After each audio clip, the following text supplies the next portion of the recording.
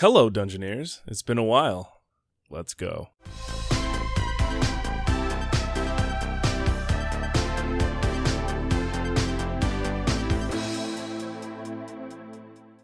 I've been super busy lately. I've been doing this. Let's play a little information for information. Okay. What is the deal with that mink Swabwatesi? Oh my god.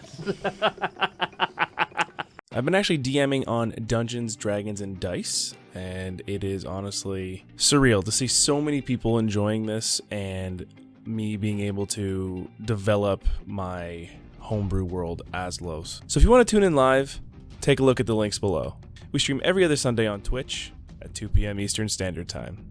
But without further ado, let's get into it. So through my shows, I've been getting a lot of questions in regards to how I develop my NPCs. For those of you who don't know, that means non-player characters. Making NPCs can be as easy or as hard as you want it to be. You can put as much or as little development into these as you want. You just don't want your players coming back to a town they've been to multiple times and they don't remember the tavern owner. Wait a minute! Who are you? Well, the question is, how do you develop your characters?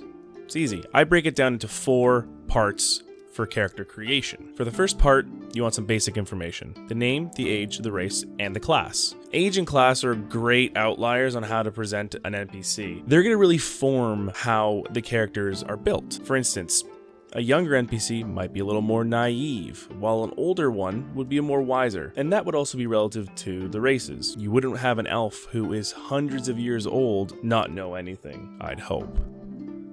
Unless their moms keep them inside. And for the class, that gives you an archetype to base things like the voice, appearance, and gestures. So you could have a rogue with a little bit more of a gruffer voice. And you could have a wizard who is a little bit more interesting in the voice pattern like this. Or you can flip it on its side as well. Who knows? You can make it a little more interesting as you go along.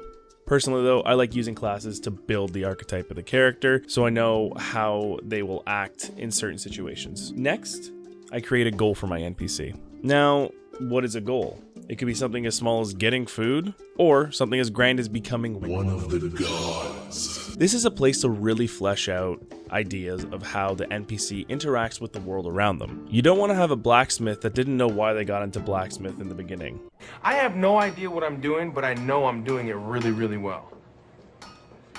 Creating goals for your NPCs also gives the world some more life. Every NPC is not there to serve your party. They should be going about their lives, growing and developing as they move on. Next is some backstory, some info about them. You can kind of relate this to the goal as well, but what was their life like before the party met them? This is also a place to build on their backstory to inform on how they would react to certain situations. You wouldn't have a violent, brutal barbarian gag at the sight of gore.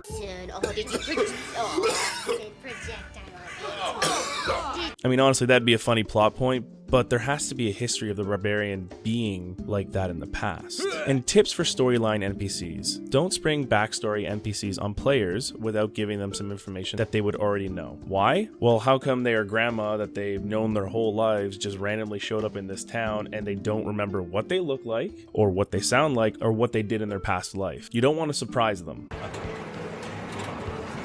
And one of the last points I do, a few notes on appearance, voices, and gestures. For me, a session without describing a character seems like a pretty bland one.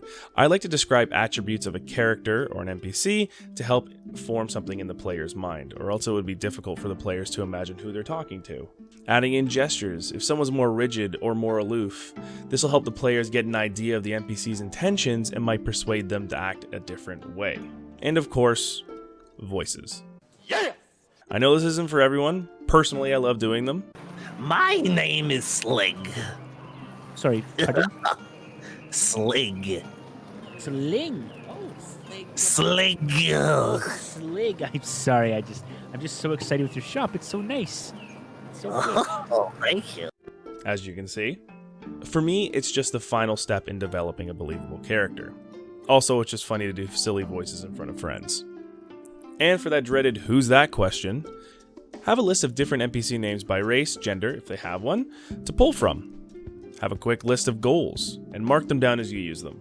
I like to use this for whenever characters come up and randomly meet people that I didn't intend them to talk to in town. But that's it for me, Dungeoneers, and thank you for tuning into another episode of Dungeons, Dragons, and Dice. That's the wrong thing. But that's it for me, Dungeoneers. Thank you for tuning into another episode of D&D with me. And to recap, to really build believable NPCs, you want to have the basic information, name, age, race, class. You want to create a goal no matter how big or small. You want to give them a backstory, and you want to describe how they look, act, and possibly sound. What are some of your memorable NPCs? Let me know in the comments below. You can find me on my socials at DNDWme, and you can see me on Twitch at Dungeons, Dragons, and Dice over at twitch.tv/thederpwood every other Sunday at 2 p.m. Eastern Standard Time. Anyways, out.